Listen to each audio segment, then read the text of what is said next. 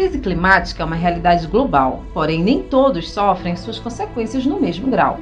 A era industrial impulsionou o aquecimento do planeta. A temperatura global aumentou 1,5 graus. Catástrofes naturais como secas, ciclones, inundações e tantos outros têm se tornado cada vez mais frequentes. Pensando em construir e fortalecer redes universitárias nacionais, regionais e globais, o intercâmbio de conhecimentos sobre mudanças climáticas, a University College London, do Reino Unido, criou o movimento Climate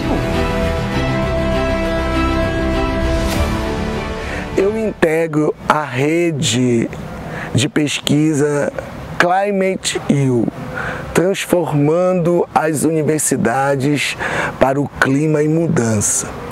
Uma rede de pesquisa que é liderada pela Universidade do Reino Unido e envolve mais 4 países: Moçambique, Quênia, as Ilhas Fish e o Brasil.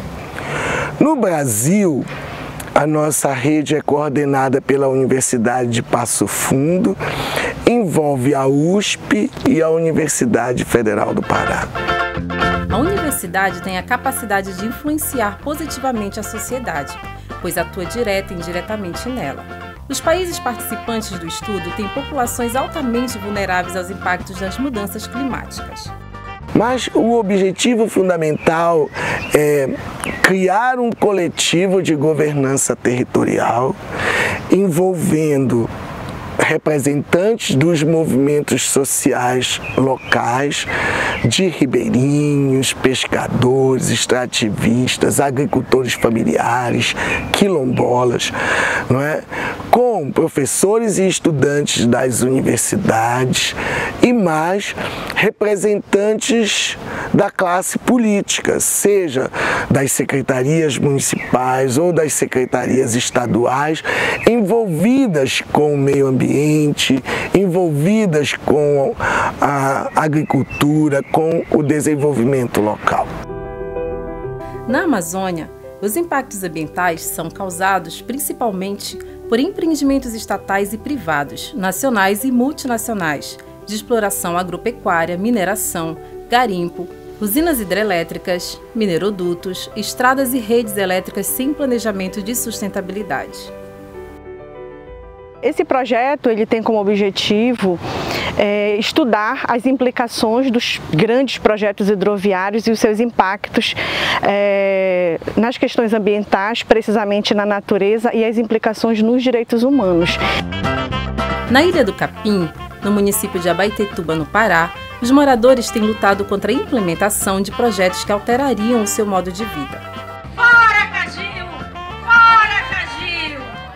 A nossa comunidade, historicamente, ela já vem assim sofrendo impactos de outros grandes projetos aqui na Amazônia, né? Como o projeto da Obras, que hoje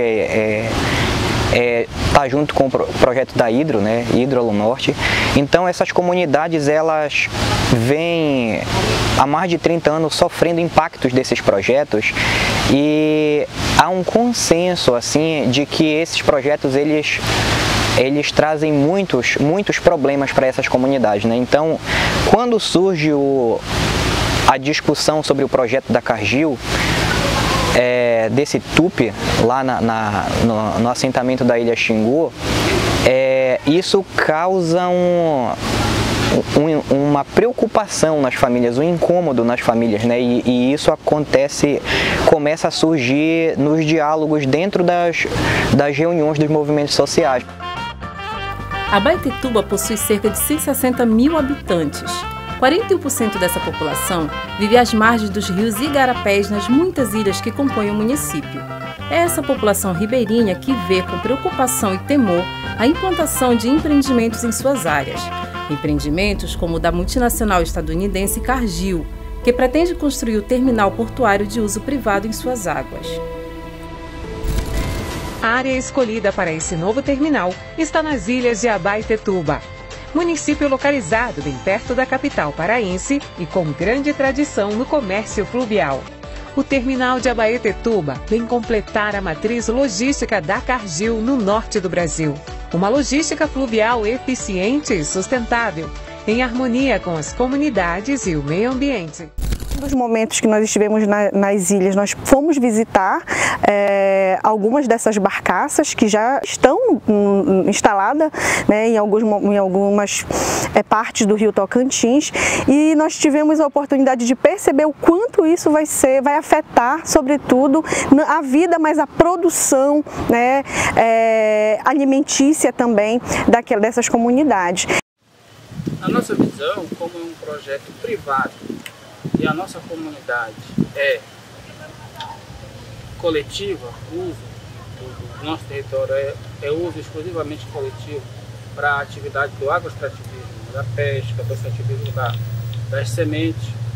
E nós vivemos num território coletivamente, e a partir que eles compraram um território e usaram uma parte do nosso rio para colocar as barcaças deles para atender a logística deles, eles já nos afetaram, porque esse território pesqueiro nosso coletivo se tornou um território privado. O terminal de Abaetetuba vai movimentar grãos, como soja e o milho, produzidos nos estados do Pará, Rondônia, Mato Grosso, entre outros. Uma instalação portuária moderna, adaptada às particularidades logísticas e naturais da região. O terminal vai operar somente por modal hidroviário, pelos rios da região. Não haverá recebimento de cargas por rodovias ou ferrovias. Isso o torna uma opção mais rápida e ambientalmente correta, com menos poluição e menor interferência no modo de vida local. Os impactos que eu tenho percebido durante a pesquisa, eles são inúmeros, impactos sociais, ambientais, diria até que impactos de caráter psicológico, né? Porque as pessoas relatam muito impactos no sentido de sentir medo, de deixar de fazer algumas atividades, como atividade de pesca, por exemplo.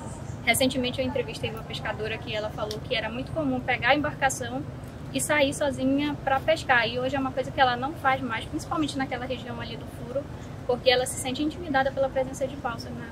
Tem impactos mesmo ambientais, como o caso das pessoas que encontram bolas de óleos no fundo do rio, óleos que são utilizados por navios, porque nas embarcações dele não se usa esse tipo de combustível.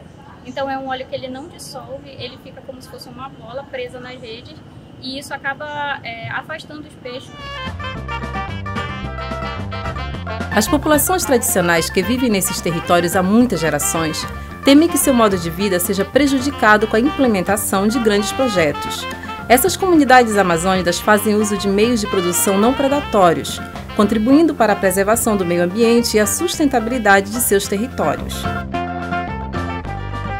O grande projeto que está pensado para esta região é o projeto Cargill, do qual a gente tem feito um debate muito grande em relação a ele, porque o discurso é de desenvolvimento, mas para o povo ribeirinho isso é um malefício muito grande que vem trazer grandes prejuízos, porque para desenvolver os ribeirinhos ele não traz nada de bom.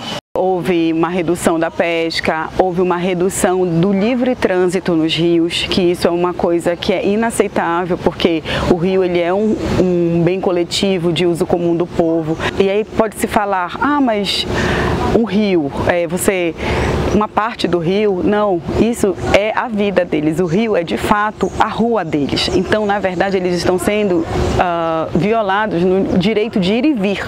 Então, em alguns momentos, eles não podem passar de um rio para o outro para exercer a pesca. O Ministério Público do Estado, ele busca justamente a garantia desses direitos. O que a gente analisa nessa primeira fase, que eu acho que é a parte importante, é que se façam os estudos de impacto ambiental, e isso abrangendo todas as comunidades que estão na abrangência, seja ela é direta ou indireta do projeto.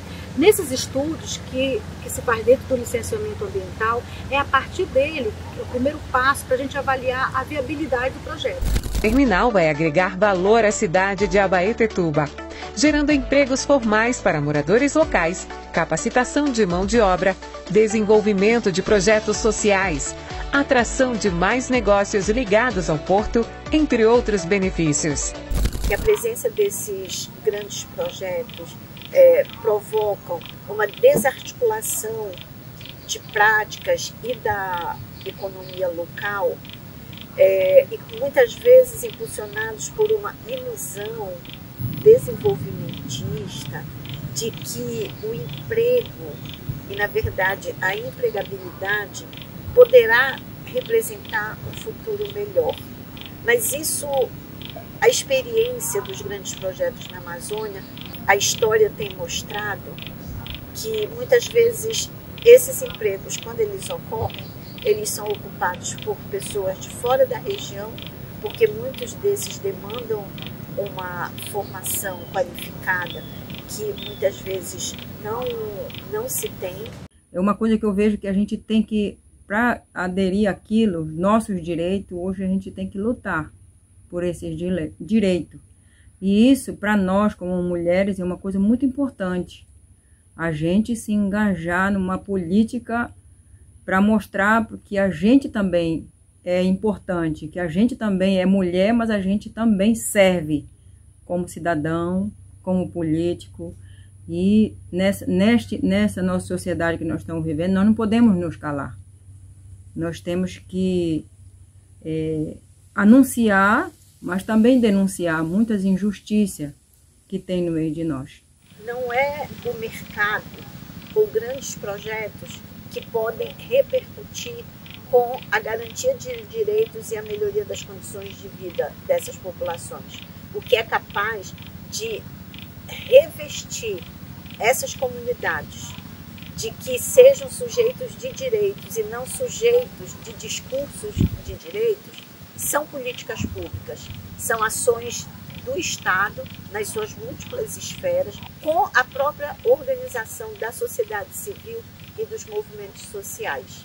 Essa aliança é capaz de mudar o patamar no sentido de uma melhoria da qualidade de vida, com assistência à saúde e a garantia de outros direitos. Não penso que sejam empresas e o grande capital a ser capaz, e a história não demonstra isso, que sejam eles os capazes de dar as respostas que o povo e dos povos tradicionais necessitam e merecem. Os ribeirinhos, as comunidades agroextrativistas, elas são beneficiários quando elas partilham o território, Elas diversificam a natureza para a sua própria sobrevivência e para a manutenção da natureza. E essas iniciativas privadas, elas vêm extrair recursos da natureza, e levar para os acionistas e para os donos da empresa. Então, nós não somos beneficiários desses projetos. As associações que representam as ilhas do Xingu e Capim se organizaram e criaram um plano de desenvolvimento que possibilita às comunidades se autossustentarem sem degradar o meio ambiente.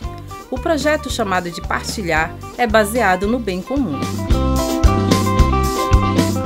A ideia é